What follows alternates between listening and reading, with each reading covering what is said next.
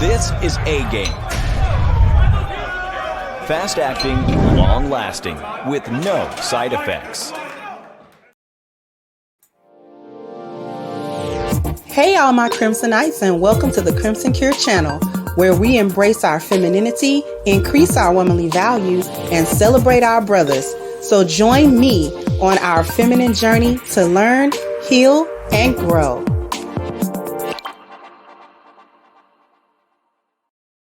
Hey there, my Crimsonites, and welcome to the Crimson Cure channel. I'm your host, femininity coach, and author of the Crimson Cure, and this is my perspective. So what we're talking about today is this is how Black women end a hot girl summer. Okay, and we're going to talk about what's shaping up to be the real sad case of Tiffany Haddish. Okay, as we know, she had a relationship with Common. And recently, the last couple of months before 2021 ended, they ended their relationship, and quote unquote, it was mutual or whatever. But she seems to be the one that's not taking it very well. And we're going to read a couple of articles about how she's really dealing with it, at least on the public front. And then we're going to talk about the real end to a hot girl summer. Okay, so let me go ahead and share my screen with you guys so you guys can read along with me.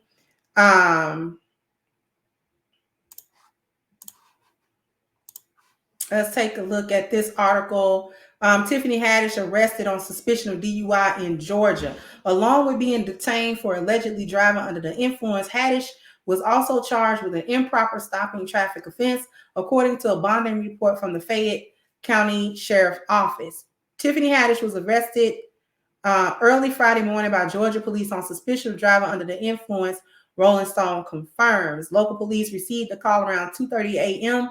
Friday morning regarding a driver asleep at the wheel on Highway 73. The Peachtree City Police Department tells Rolling Stone. While en route to the call, officers spotted a car that matched the description of Haddish's vehicle as she pulled into the yard of a local home. I think this might have been her mugshot. Fayette County Sheriff's Department. Haddish was then arrested and after a subsequent investigation was transported to Fayette County Jail without incident. Police believe the comedian had been smoking marijuana, according to TMZ, who was first to report the news of her arrest. Haddish was released from jail Friday morning at 6:30 a.m. after posting a bail of $1,666, according to TMZ. A rep for the after-party actress did not immediately respond to Rolling Stone's request for comment. The actress recently shared with Entertainment Tonight that her personal life is in shambles, following various personal losses, including that of fellow comic Bob Saget, who died last weekend, and her beloved pet dog. I'm very emotional, she told the outlet. I've been crying a lot because that's in my heart. My dog was my heart, and the other people who passed, they were my rocks. They had my back.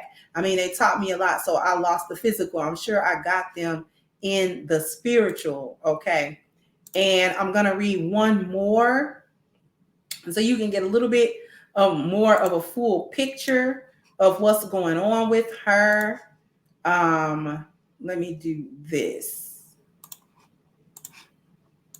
Okay, Tiffany Haddish reveals she's still planning on adopting maybe at the end of the year. Tiffany Haddish is sharing an update on her plans to adopt. The comedian, who has always been candid about her desire to adopt over other methods of having children, told E's Daily Pop in a video interview that adoption was still in the cards for her, especially after a recent trip visiting her grandfather's village, Geza Karen, in Eritrea.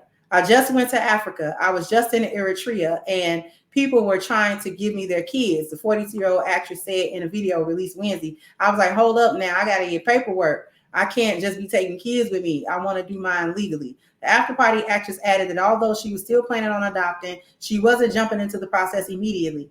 Not right now, but maybe at the end of the year, beginning of next year, she added. The comedian has always been open about wanting to adopt after being placed in foster care as a child. In an interview with ET in June, Haddish revealed she had already completed the parenting classes required to start the adoption process.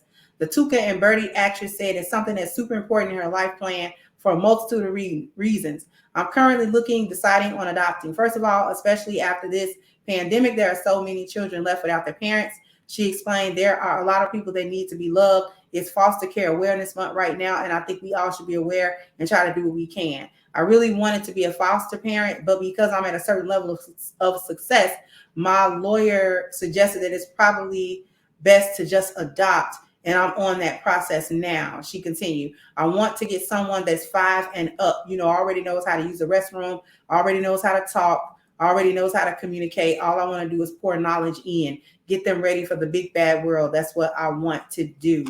And really the reason why I'm going to tell you, as an older woman, the reason why she wants a child 5 and up is because it takes a tremendous amount of patience for a small child, and then going through the process of teaching them how to speak and then potty training a child takes a tremendous amount of patience, and older women have a tendency not to have that type of patience anymore. So here's what I really want to start talking about and using Tiffany Haddish as a prime and current example of how Black Girl Summer really ends. See, you have a lot of people all over social media who are trying to combat the idea that women dying alone is something that is scary to most women, and saying, well, everybody died alone. No, everyone hits that box by themselves, but not everyone is not accompanied by loved ones or not surrounded by loved ones as they pass, or when they pass. So that is a falsehood and a false narrative. It's just something to combat when men say, especially namely it was popularized by Kevin Samuels by saying you're gonna die alone. You need to get a dog, you're gonna die alone. And women who don't want to face those biological realities like to combat that by saying there's nothing wrong with that, or should I be scared of that, and all that type of stuff. That's nothing more than a false bravado and a front being put up as if there was no problem with a woman, not having any real loved ones around and not having the support, especially as she gets into her older age. Because see, here's the thing, before I really get into that, we're going to go through a short little timeline. She breaks up with Common. Tiffany Haddish breaks up with Common.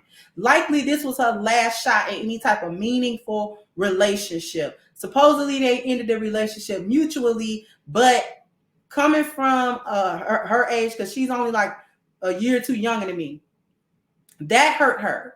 And it likely hurt her more than it hurt him, because women are always going to want to be Common's wife. He is in his 40s. He's a good looking guy. He's a wealthy guy. Women are lined up. Men are not lined up for Tiffany Haddish. Okay.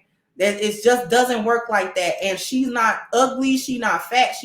But she's a woman who's aging, and she did not procure her value as a young woman. She's never, to my knowledge, Tiffany has never been married. So you've been out here this whole time and as an adult, and that has to have been for more than 20 years or so since you hit 18 and it was legal for you to be, in sexual encounters with a man. You have been in those types of encounters, maybe a relationship here and there lasted a few years, whatever. But in between those things, you have only had these temporary sexual partners, that these men have not been committed. These men have not been your husband. These men have not, invested that type of energy and time and love into a relationship with her. So she's been in and out of maybe possible relationships here and there. Like I said, one may have lasted 4 years, one may have lasted 5 years, one may have lasted 2 years, something like that. But there has been no unbroken chain of, for the last 20 years, last 15 years, last whatever years, I've been with a husband. You see what I'm saying? Which is much different on a woman's biological resume and her marriage market value resume than I have never been married. It's been 20 or 30 years. That means you've been in them streets all that time. And that works on a woman different psychologically, and the way that she interact with men is very different than a woman who has spent the majority or all of her adult time as a wife to one man. Okay? So she was unable to procure Common as a permanent covering as a husband. Likely she thought he was the one, and then they broke up. She knows that's her last shot. She know that it ain't no men lining up for her. She's going to have to really hunt down a man that's willing to cover her in a marriage and not just temporarily come through and smash and dash and pump and dump and all this other type of stuff. Okay. She doesn't want to go back to the fleeing and the temporary partner. She does not, because the covering of a man makes a woman feel whole and it makes her feel better about herself. The temporary fling, the little sex partner, actually makes women feel empty, feel unloved, and ultimately feel unwanted and undesired, because we begin to have a deep desire for a deeper connection and commitment that sex does not provide on its own. We need the other 3 P's to accompany the procreation. So we need the provision, we need the problem solving, and the protection. And that's more than money and all that kind of stuff. We need the deeper emotional connection from a man that we know actually love us and care for us beyond any physical sexual thing that can happen between us.